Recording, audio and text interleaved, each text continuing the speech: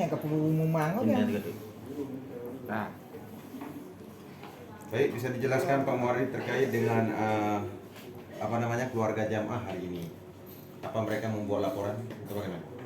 Berdasarkan laporan yang kita terima dan telah kita tuangkan laporan informasi pada hari Rabu tanggal 4 Januari hingga sampai saat ini masih kita lakukan penyelidikan.